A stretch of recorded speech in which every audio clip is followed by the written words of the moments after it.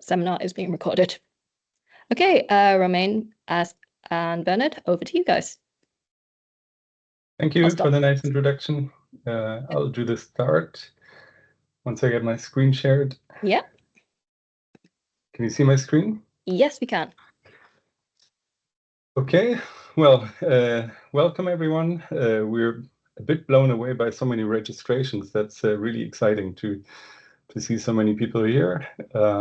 Our talk will be on including broad future scenarios in prospective LCA. And if this works, just 1 second. And we'll basically have 3 parts. The first part is an introduction to prospective LCA and scenarios. Why do we need this in the first place? The second part is zooming in on the content side, coupling IAMs and premise to yield prospective lifecycle inventory databases. And the third part is on tools in practice. And that way we should have a presentation of around 35 to 40 minutes. So let's start with the first part, why prospective LCA and scenarios. So we, as you all know, we need to transform our economies to avoid catastrophic climate change and other environmental consequences. For that, we need more sustainable technology, and prospective LCA is a very important tool to help designing these technologies by anticipating environmental impacts already at the early stages of technologies and services, and thus guiding the development of sustainable technology. We shall use a prospective LCA definition here from a recent paper by Richard Arvidsson. So prospective LCA is an LCA that models the product system at a future point in time relative to the time at which the study is conducted. So a very open, broad definition. Prospective LCA is based on lifecycle inventory data that tries to depict a future state of a product system. And this kind of data is usually derived by developing scenarios. So scenarios is something very, very essential for any prospective LCA. We do not know the truth about the future, so we can basically only make scenarios. Well, what kind of scenarios do we need? We need, on the one hand, scenarios for the specific product systems, technologies that we're investigating, often called the foreground system. So how will these new, possibly emerging technologies develop? How could they scale up? What could happen to them in the future? How could they look like? And of course, how will the respective markets around them develop? And then all technology is really embedded into a broader technological system. So we also need to look at the surrounding technologies, or what we often term the background system. So here the question is, how will the wider economy develop the energy transition, metals production, or all of the big and important sectors? So for developing foreground scenarios, these should be based on a good understanding of the investigated technology. And for that, a key recommendation is to collaborate with the technology developers. It is still an art, but there are systematic approaches. You can find a very nice overview by Valentina Piscinella from 2022 on how scenarios have been used in prospective LCA. And there's also some really helpful frameworks, for example, Piccinino and Hülst and Zoy et al., who look at giving guidance to scaling up emerging technologies.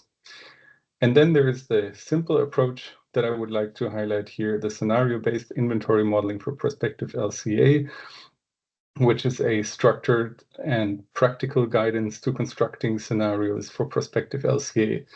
This approach was developed, there is a picture here on the right side, to make it a little bit more systematic how we develop scenarios for foreground systems, as in the past, everyone did that a little bit in their own way and often not so well documented. And this approach is basically providing guidance on doing that in a better way, hopefully. Then we have background scenarios. So prospective LCA should consider developments in foreground and background systems at the same time in order to yield the right conclusions. You can also read on a very instrumental paper here about the temporal consistency between the foreground and the background system from Angelica Mendoza Beltran in 2018. There's a picture analogy here, right? If we're looking at our current or future wind turbines and we forget about the environment and just place that in the economy of 50 years ago, there's probably some skewed recommendations that we would give. So we really need to get both background and foreground into the right future perspective. And this is what most of the talk is actually about. So developing background scenarios for prospective LCA. And here just wanted to give some historical milestones on that. So what we're actually talking about is not new at all. People think that prospective LCA is something new. It really isn't. I think it has been there since the beginning of LCA. People have always been looking towards future systems because that's what you want to give guidance for. But for a long time, maybe we didn't call it that explicitly prospective LCA.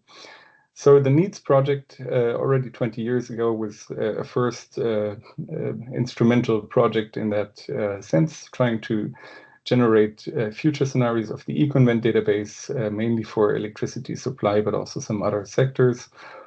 Then we had the THEMIS model developed at NTNU, which was a hybrid multi-regional input-output LCA model, also using IEA energy data and the NEEDS scenarios. Then, so this is really selective projects only, I think the most important ones probably. Then Angelica Mendoza and Brian Cox and colleagues wrote a paper, When Background Matters, and that was, I think, really the entry into what we have right now. What they did is they combined data from integrated assessment models, IAMs. They used the image model and combined that with eConvent data. That is interesting in two ways, or what they did is interesting in two ways. One is that the IAMs let the LCA community connect to already developed big global storylines, the SSPs, the shared socioeconomic pathways. So that way the LCA community doesn't have to reinvent how the world could look like in the future, but we can hook on to these broad global storylines, which is a very nice thing. IAMs also model RCPs, which are representative concentration pathways, and these were developed within the context of the climate reports, the IPCC reports, basically depicting different emission pathways, and the IAMs then try to meet these emission pathways. Romain's going to talk more about that in a bit. But connecting LCA with these global storylines and emission pathways is really an interesting thing. The other really interesting thing in this work is the connection to the Python implementation of this work. So this was done with the VOST package developed by Chris Mutel and based on the Brightway LCA framework. And that really made it not a one-off, Excel exercise, but something reproducible and something adaptable for the future. And this is where then the premise framework that is now basically the state of the art was based on, and the premise is a further development of that previous work. And it's shown, it's made its case. It's done different versions of IAMs and different versions of eConvent. So it's something, that has grown and is the right way to do it. Romain will talk much more about the premise, and I think I can now hand over to him. So Romain, the floor is yours. Just go ahead and take over the screen if you like. Yes, I will try to do that. Just a second.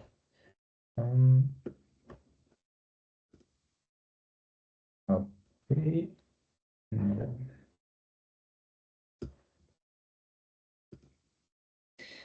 sorry.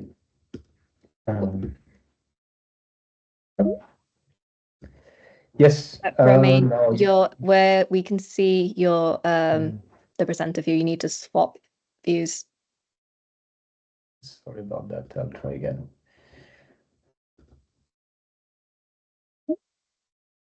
Okay, is that better? Yep, yes. Good. Perfect. Perfect. Okay. Yes, thank you very much, Bernhard, for the introduction and the kind words about premise. So yes, in the next few slides, we're going to be talking about premise, which is one of the tools out there today that one can use to integrate future scenarios into LCA databases. And premise works specifically with scenarios from integrated assessment models, or short IEMs for short, but not only. And we're going to talk a little bit about this. Basically, when we have a mental representation of LCA, this could be looking like this. We could be considering the life cycle system of a car, and we would be designing the different phases of the life cycle of a car. Let me get a pointer here, where we would have the components assembly into a vehicle, and then the driving use phase of the vehicle, and then we need to fetch some fuel, and we need to build and maintain roads and other infrastructure, and then maintain the car, and finally dismantle the vehicle. So LCA is really about, as Bernhard said already, systematically accounting for the environmental impact associated with the service of providing transport service, and also accounting for the supply chain relations between this process, right? When we fuel the car, we have the whole supply chain of refining crude oil into gasoline and transporting the gasoline to the gas station. And this often, this first-hand representation of the life cycle of the car, in this case, is what we call the foreground system. And when we do this prospective exercise as an LCA practitioner, this is what we mostly know about. And then we would rely on LCA database to model the rest, all these auxiliary services, and we call that the background model, or the LCA database. And so prospective LCA is really about projecting the change in process efficiency, but also market share and supply chain relations, both in the foreground and the background. As Bernhard pointed out, it's very important to do that, because otherwise you'd be modeling a future system that still lives in an old economy, and this might lead you to the wrong conclusion. So the LCA practitioner would be, which has very good knowledge about the foreground system, the system under study. We would have a very good idea about how components might be looking like in the future for the car. Let's say, for example, new battery chemistries.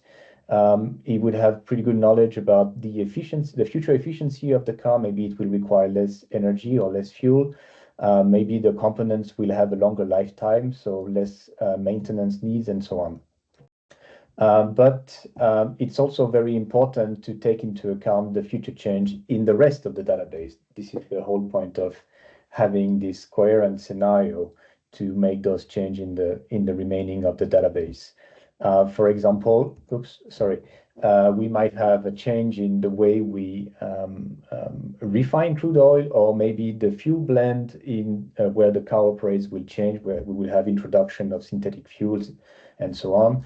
Maybe some electricity is needed somewhere in the network, in the system, and the share of different technologies will also change.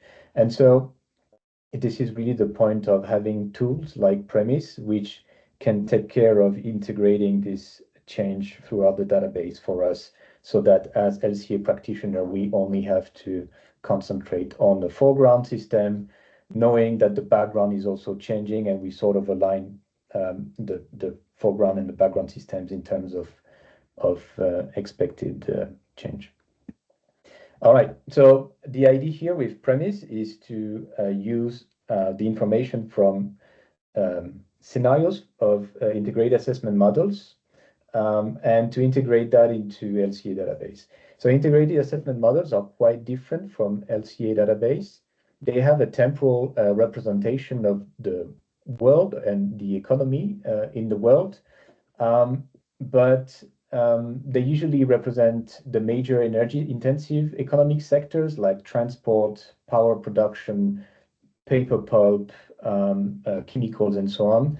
And they would represent also the world in broad world regions. So it depends from model to model, but the world can be represented from 15 to 30 different world regions.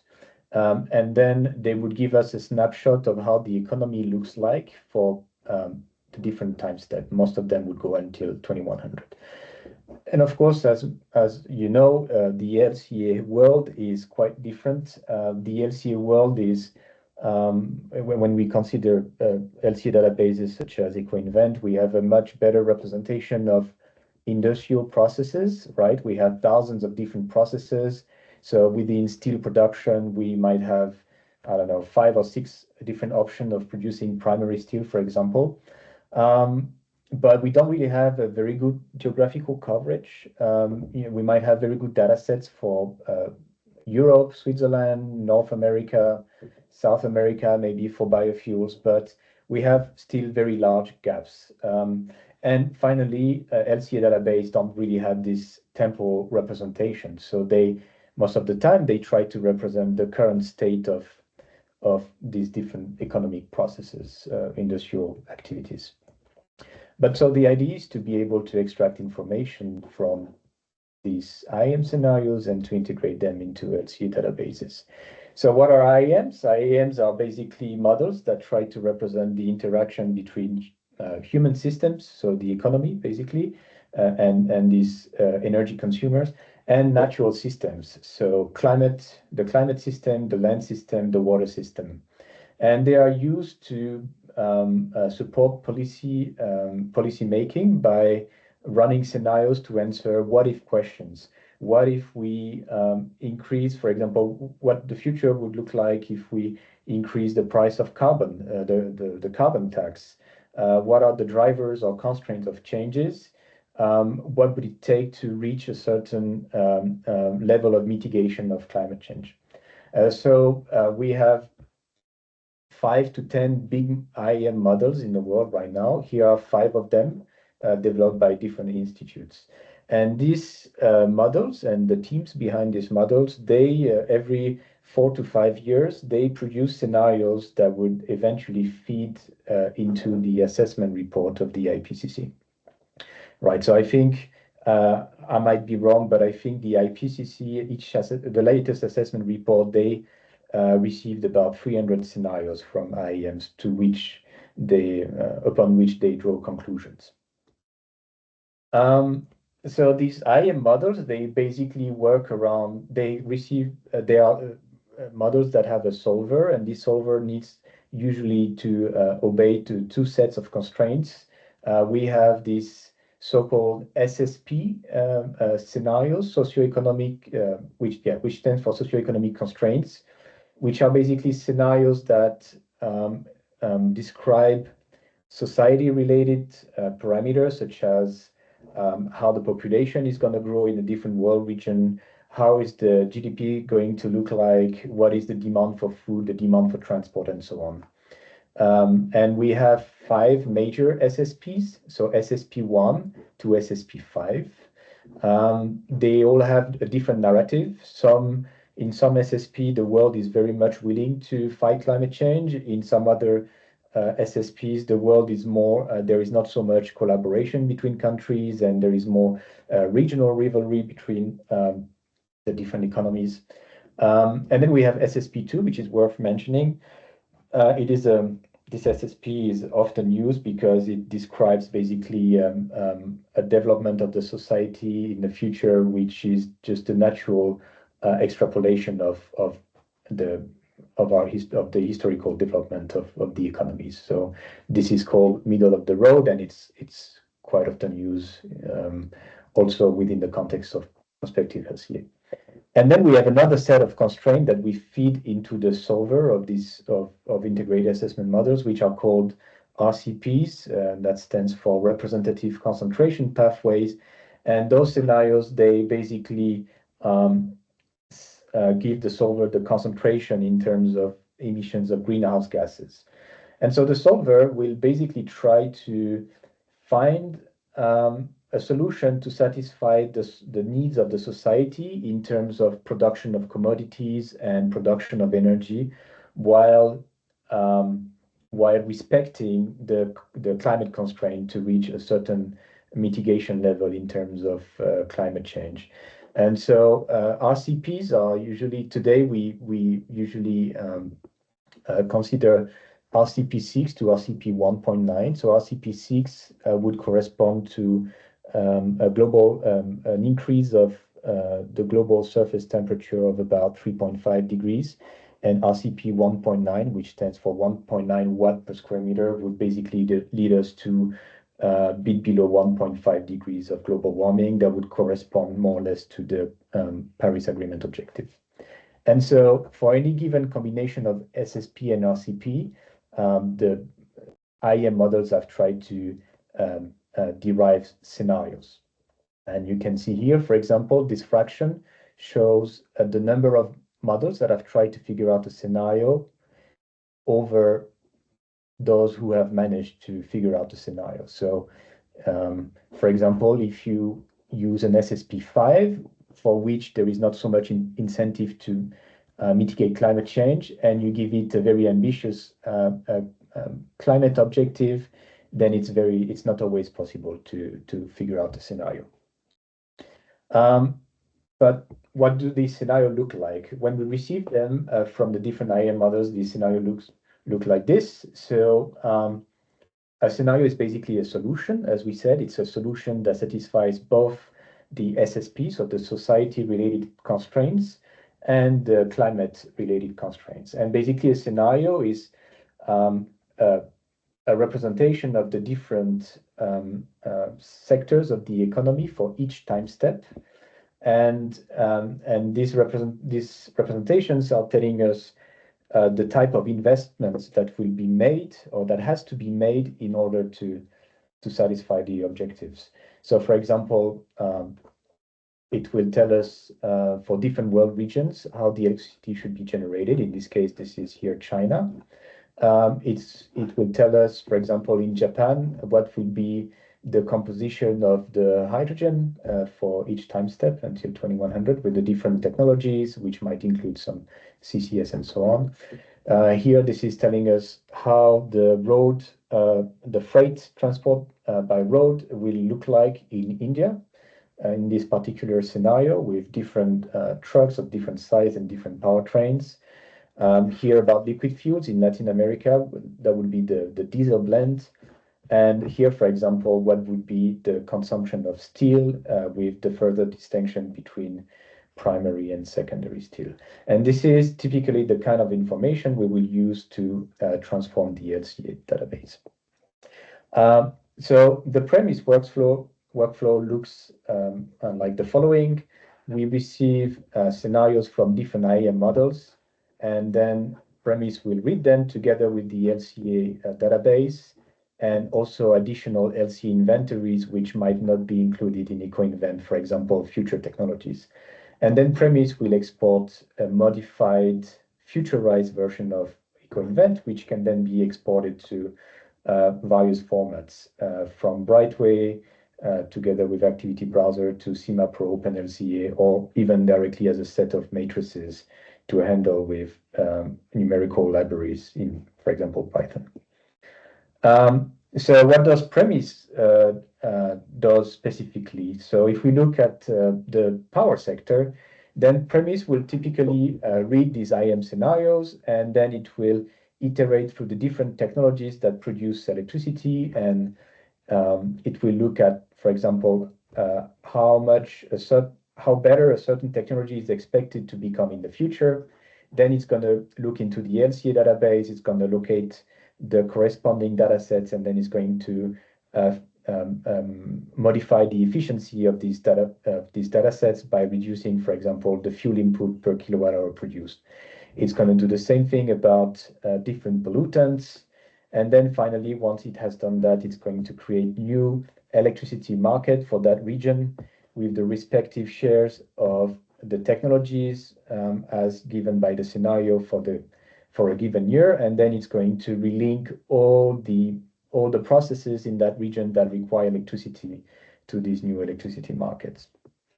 Of course, you have some what I call synergistic effects. For example, you link the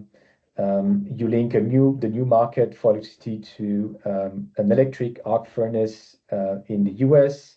This is going to modify the carbon intensity of steel production, and maybe part of the electricity mix in the US is wind power, which requires a lot of steel. So you can see this kind of effect happening, which is quite interesting. And then it's going to do the same sort of thing for all sectors. For example, for transport, Premise will introduce new vehicles. It's going to read up about the efficiency of future vehicles and modify that. It's going to adjust the fuel blends those vehicles use and also modify, for example, CO2 emissions if there is a share of non-fossil fuel in the mix. And then it's going to create new fleet average vehicle and relink that to processes that require transport. For the time being, Premise integrates projections of the power sector, the fuel, so gases and liquid fuels and solid fuels, hot pollutant emissions, transport, and industry, cement and steel production. There is unfinished work about renewables. We introduce a lot of new PV and we adjust the efficiencies of PV, but we have ongoing work about wind turbines. And then there is ongoing work about to improve the representation of use of metals and in particular critical raw materials for future technologies, and also adjust the future recycled content of metals in the metal markets. Of course, when we do all this, we should expect the carbon footprint of the different commodities in the LCA database to change. And this is what we're showing here. For example, if we look at clinker production, which is the binding ingredient of cement, or burning diesel in a building machine or steel, transport, or electricity or battery, we can see that depending on the level of ambition of the scenario we apply, we have a more or less drastic decarbonization happening. So one would be the non-modified eco-invent value, and then those numbers would be relative to the original eco-invent value. And also an interesting fact, when we compare scenarios that reach 2 degrees of global warming and 1.5 degrees of global warming, they often reach the same level of decarbonization, the difference being that in the 1.5 degree scenario, decarbonization happens way earlier. Is this important? Well, we can illustrate that with a simple example. If we look at the carbon footprint of an electric car, which is what you're seeing here, I model my electric car and I model future improvement in my electric car. And this is what is shown here. So we have the carbon footprint for 2020, 2030, 40, and 50. And we can see that we have a modest reduction of impact, mostly coming from the fact that I have maybe a better and smaller battery in the future. But so we basically have maybe a 5% reduction in the carbon footprint. Now, if I do the same modeling, but I connect the LCA model of my electric car to a future background database where I apply a trend scenario, then I can see already drastic reduction because the glider or the powertrain of my car is starting to decarbonize because it relies on future steel where we already start to implement, I don't know, maybe carbon capture and storage or a different way of producing the steel or a different amount of secondary steel. And then the reduction in carbon footprint is even more drastic once we apply a scenario that trend towards less than 2 degrees of global warming by 2100. So basically, between my static background and my less than 2 degrees Celsius scenario, I have a difference of 42%. So this is the error I would get if I forget to align the background scenario compared to the foreground scenario.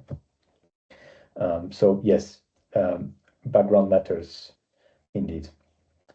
So neglected transformations in other sectors that support the life cycle of my battery electric car would miss almost half of the expected greenhouse gas emissions reduction. But what's also interesting is because this is LCA, we also have at hand other indicators. So here we do the LCA of 1 kilowatt hour of global electricity, and we use a less than 2 degrees Celsius scenario, but from 4 different IEM models. And what we can see is that basically the message here is, so this would be climate change. We have, of course, a reduction of the carbon footprint of electricity compared to 2020, which is the original eco-invent value for all the models. But we do see that this comes with some trade-off. So in some models, this reduction of the carbon footprint of electricity comes at the expense of increased land use, increased metal use, and sometimes also increased human toxicity. So here it's very interesting to be able to analyze the trade-offs that come with climate ambitious scenarios. Okay, so what's coming next for premise? We expect to be better at integrating heat. This is, for the time being, fully represented.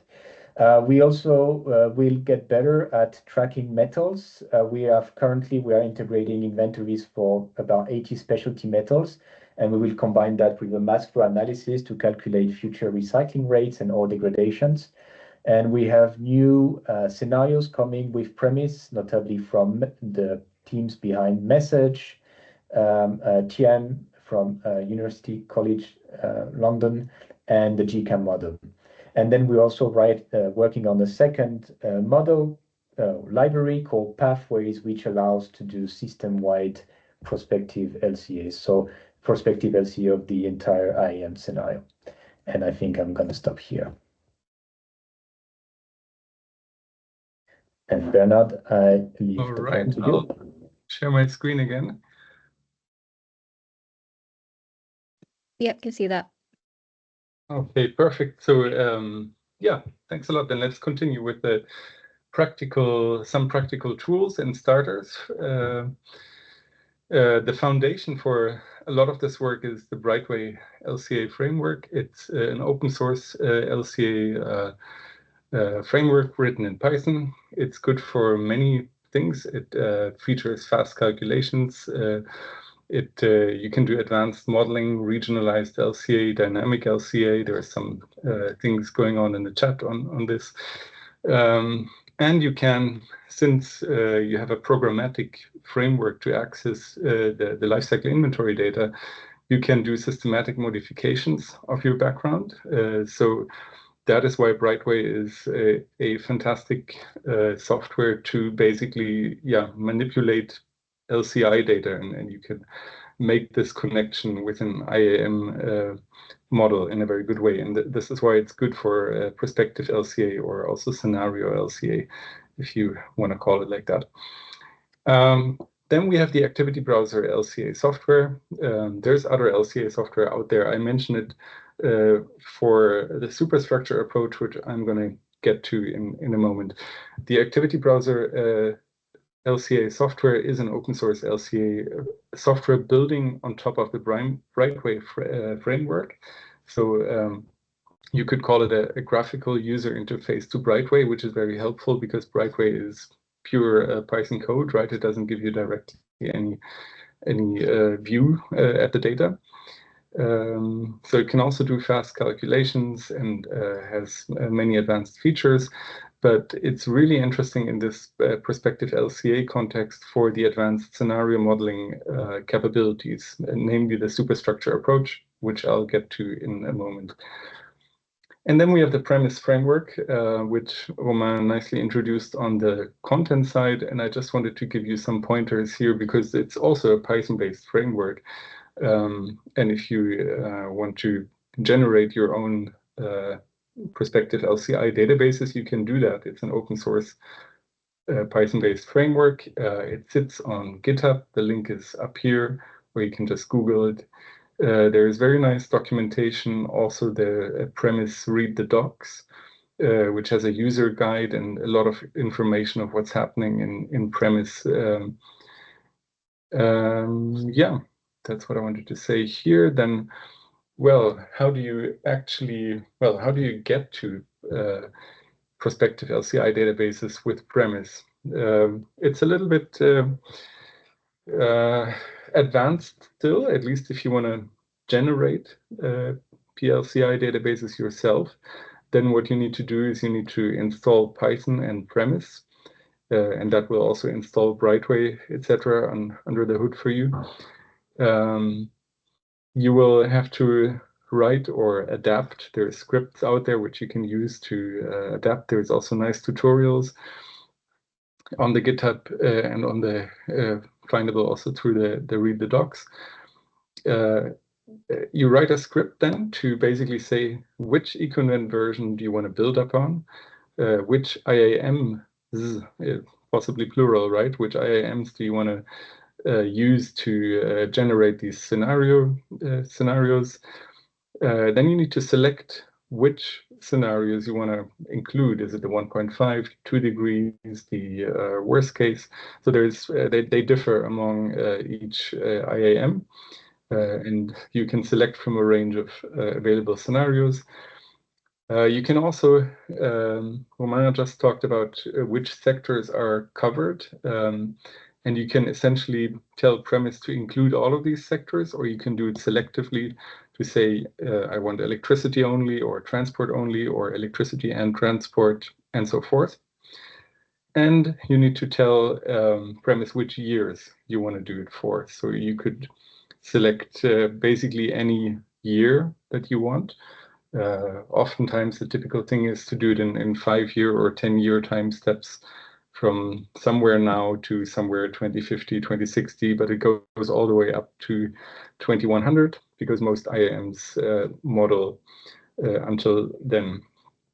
Then you need to select the output format. So do you want single databases, meaning that you get one database for each year, for each scenario, and for each IAM?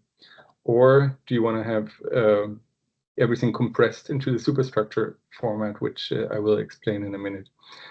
And then you need to run premise and generate this. This usually takes some time to run. And what you need to have for that is you need to have, due to licensing reasons, you need to have the econvent database installed locally in Brightway. So once you've done that, you can export premise to in a variety of formats usable in different ways. So you can export it in formats suitable for OpenLCA or CIMAPRO. You can export it in the Brightway format. Then you can use it in the activity browser. Here you can select the superstructure approach, which will make it a lot easier for you to work with prospective LCI databases. Or you can work with that directly in Brightway, but you need a bit of Python knowledge to do that. You can also export it as fold, unfold data packages, and that is a data format that Romain invented to circumvent the licensing problem that we have, because we're building on a proprietary database. So this unfold data package is basically is a data format where you have the prospective LCI data stored, but in a way that you cannot. You need a local installation of the econvent database to bring it fully back. So no econvent data is revealed in that. Yeah, you can also export just the raw matrices and then use it in whatever other way you want to do. There's also an alternative the scenario link plugin of the activity browser. That basically makes it a little bit more easy. You don't need to write any Python.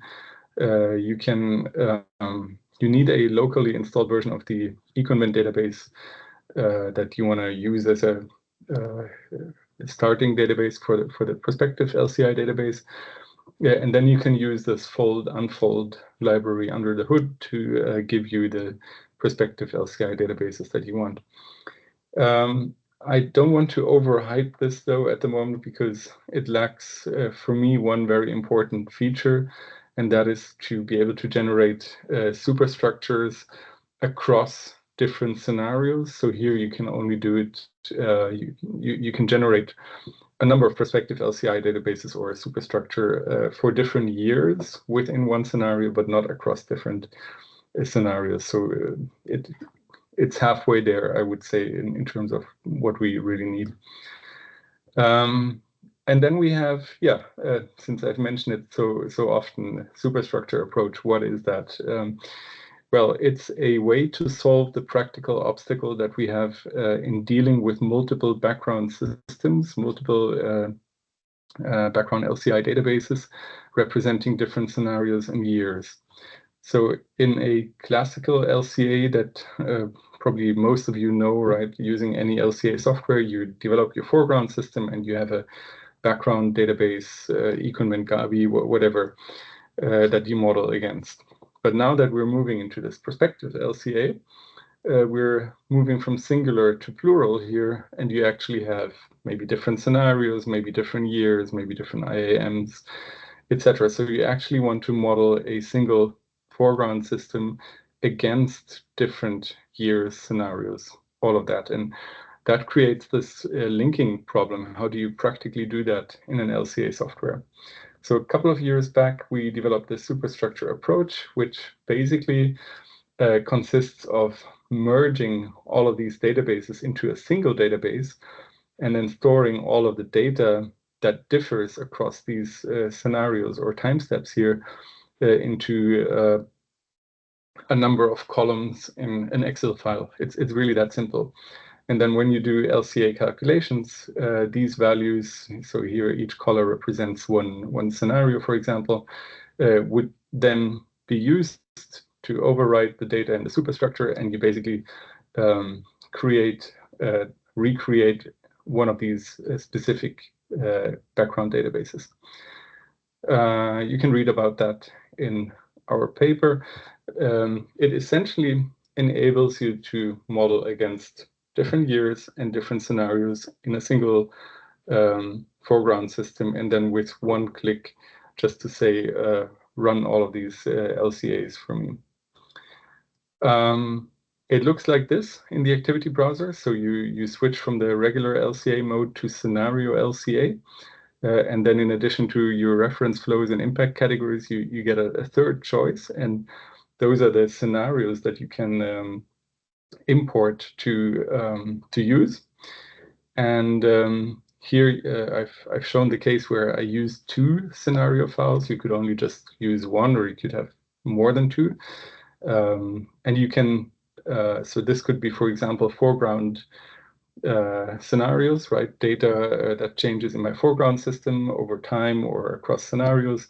And these would be the premise databases, for example, Remind, SSP2, and then you can click here on either combined scenarios, which would mean we get every scenario against every other. So we get default against all of these Remind scenarios and decreased range against all of these. Or we can say extend scenarios if you have fewer, if, for example, this foreground file just extends these scenarios here, then you can use it in that way. Basically see it as one big file where you add a bottom part here, or so it's very powerful and flexible. Yeah, and how does that all work together? So maybe that's a recap, zooming out of this talk. So we have starting points like econvent and IAMs. we call this here scenario data. We call this here an LCI database. We integrate this kind of data using the premise framework, and then we produce a bunch of prospective LCI databases, which we can then use in LCA software by LCA practitioners to hopefully provide better and more meaningful decision support. And I've also mentioned a few tools which make this pipeline a little bit more usable. The superstructure approach, basically condensing these scenarios into a single database, which you can then use in LCA software, right now only the activity browser. And the unfold approach, which makes the sharing a little bit easier, and the scenario link, which also makes the sharing somewhat easier. So to conclude, there has really been great progress in prospective LCA in recent years. This presentation is really just a very high-level snapshot of background database development. There's much more that has happened, and it's really an exciting field, I think. And many of you probably listening here have done really important contributions to this.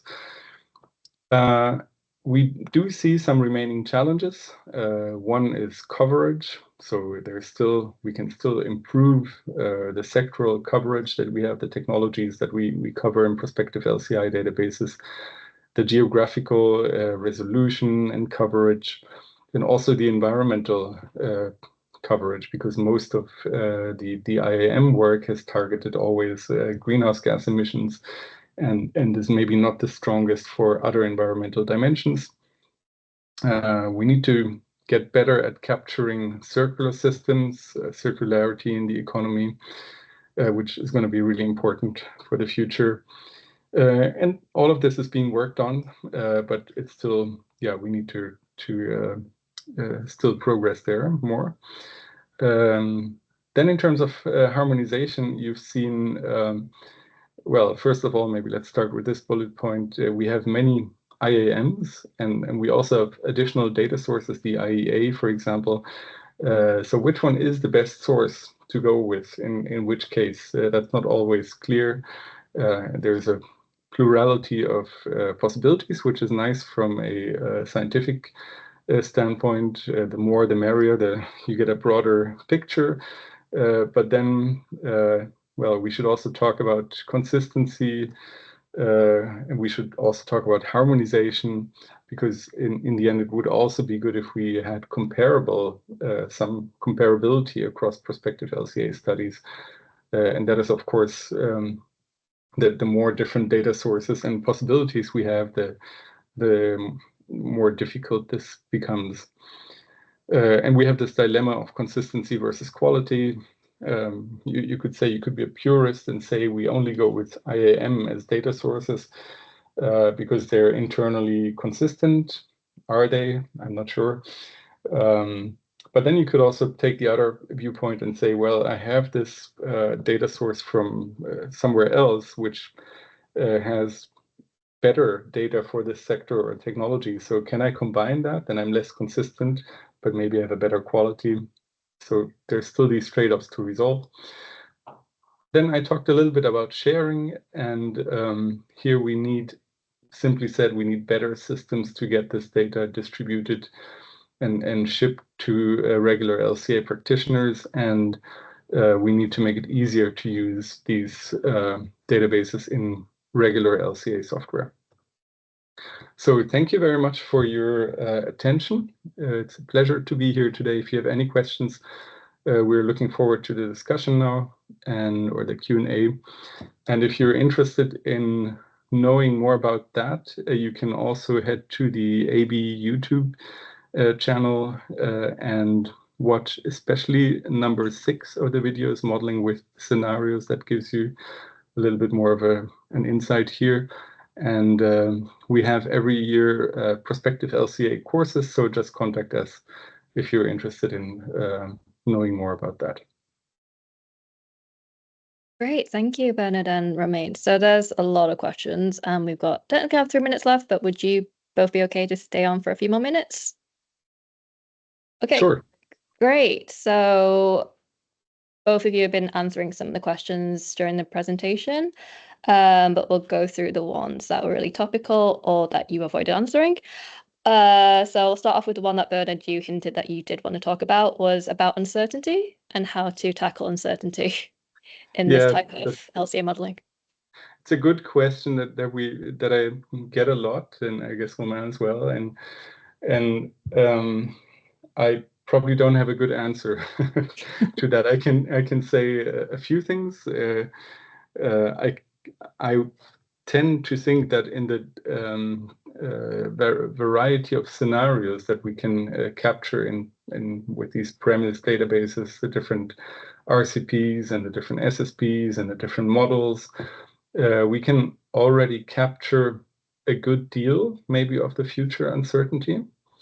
Of course, we don't have that in a quantitative, in sort of like we cannot give a confidence interval for an LCA result in 2040 with that, but we can say, okay, well, if we analyze it across these scenarios, how large is the range? That may give us some idea of the uncertainty. I'm very skeptical, to be honest, about quantitative uncertainty assessment in LCA, even in the the Monte Carlo pedigree-based things we often do. It's maybe better than not doing it. So I'm not saying we should not do it, but this data is not undisputed, and it's a bit the question of how much, if your input uncertainties are not very high quality, what does that give you then in terms of output uncertainty quality? I'm just a bit skeptical about that in general. And then if we talk about a prospective context where we now take this data one-to-one and we use it in a context of 20 years from now, I'm even more skeptical about that.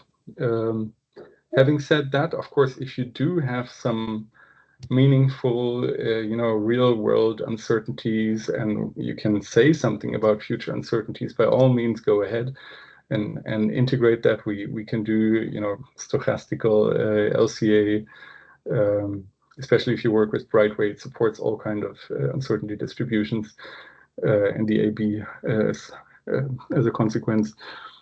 Yeah, I don't know if that helps, or maybe if Romain wants to add anything on that. He says no. Staying out of the difficult topics. Well done. Yeah. But if anyone were to carry out a prospective LCA, what would you recommend in terms of sensitivity or uncertainty analysis? If for anyone who was trying to publish a paper. I can take it, Romain, or yeah. Well, sensitivity analysis, there's two types, right? There's the local one at a time, and then you can look more at global sensitivity analysis. I think even the local ones, if you know how much certain parameters could vary, I think that's very meaningful to do that. Also in a prospective context, it just gives you more information about the system. And let's not forget that nobody actually knows if the results that we're producing are correct. It's basically impossible to empirically verify. We're modeling global economies and supply chains. But it does give you insights into how your model works and where it's maybe important to pay attention to. Okay, great.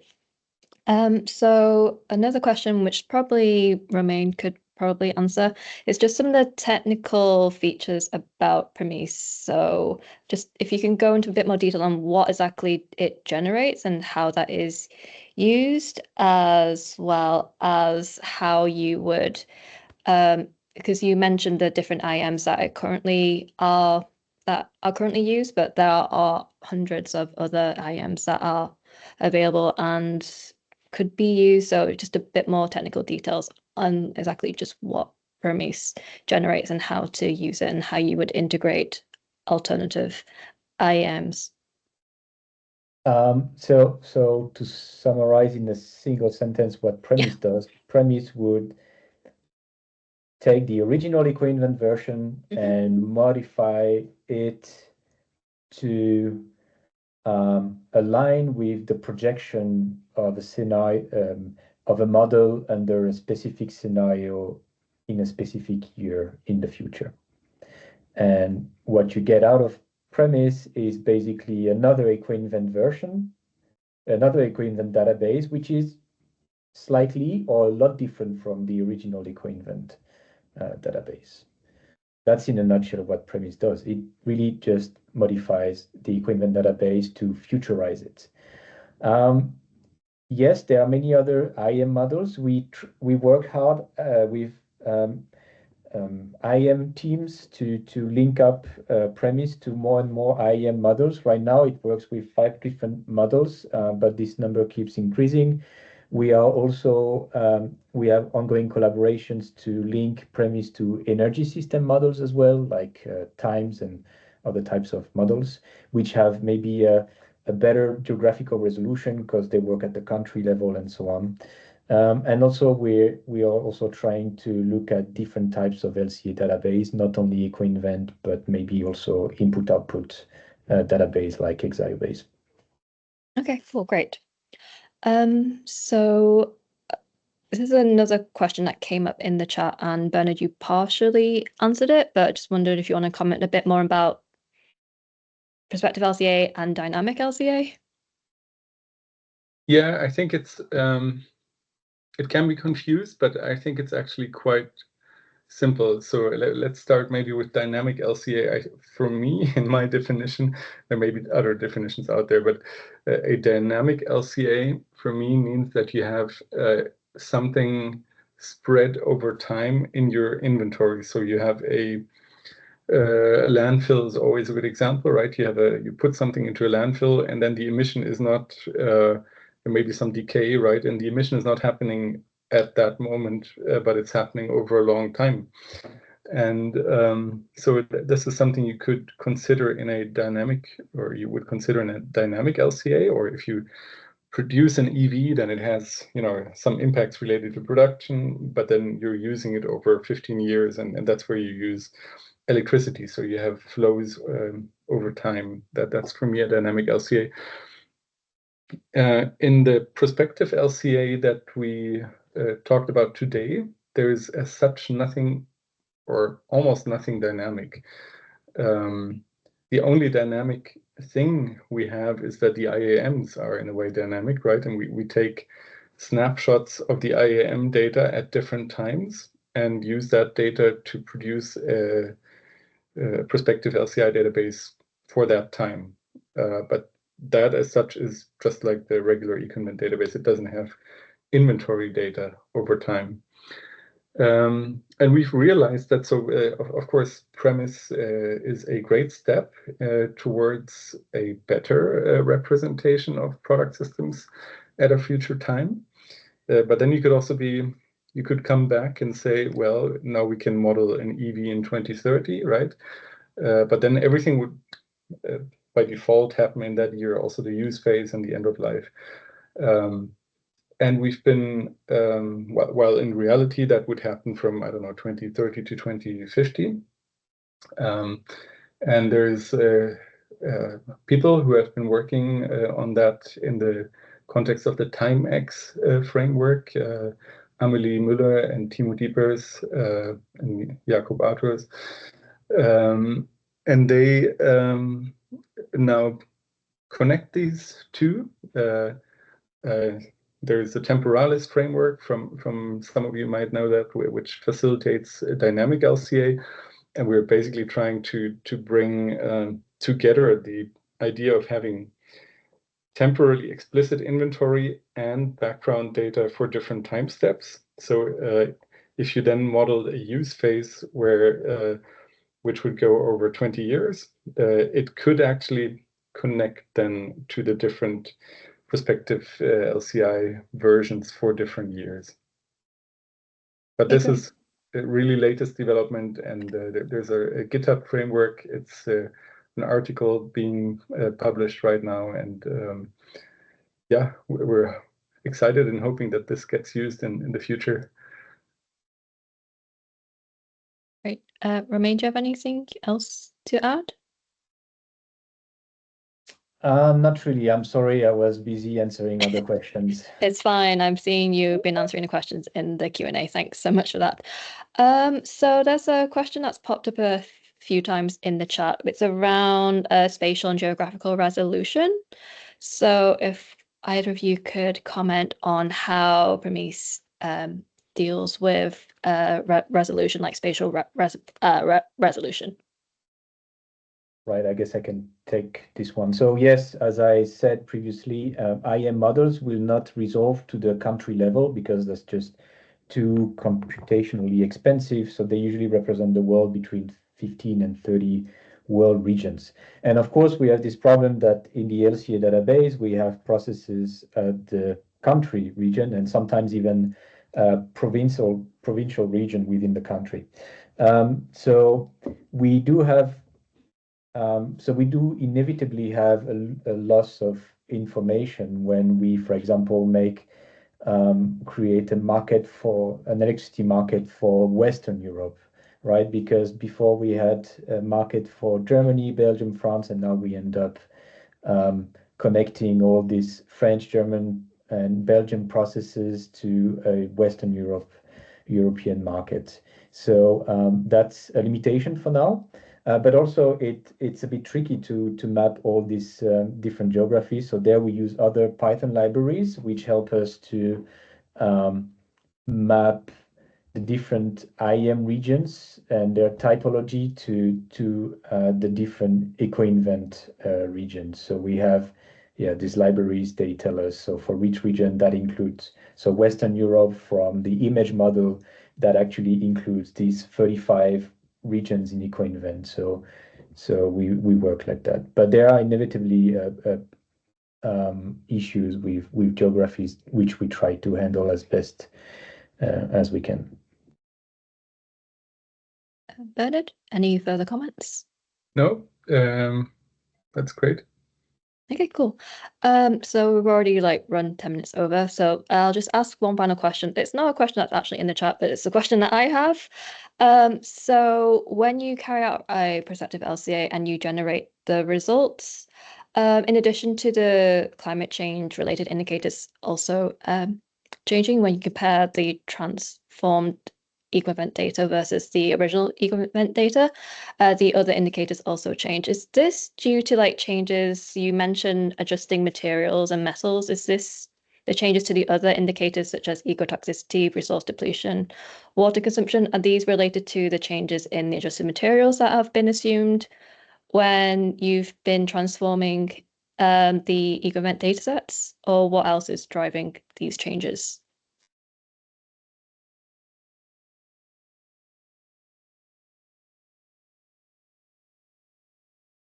I would suspect, maybe Romain, you also want to answer that, but I would suspect it's to a large degree actually the markets that change. Okay. So for example, power is shifting much more to renewables, and then your renewables are connected to other kinds of impacts, and for example, more land use, more metal use, and then the indicators associated with these product systems, they're going up. Romain, anything else to comment? No, I think Bernhard summarizes pretty well. Okay, cool. Awesome, cool. That is in a paper that I'm writing. So good that I've got your verification. Okay, great. So I'm gonna close the seminar here. So I'd like to thank Bernhard and Romain for their wonderful presentation. I thoroughly enjoyed it, and based on the comments in the chat, looks like our attendees also enjoyed it. And thank you to all of attendees for coming.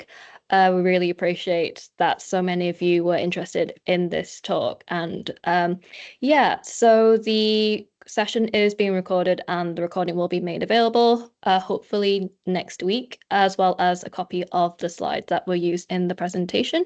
So I'd like to thank everyone for coming, and have a good rest of your week and a very good evening, morning, rest of your day, wherever you are joining us. Thank you so much, everyone. Thank you. Bye-bye. Thank you very much. Thank you, everyone. Thank you. Bye.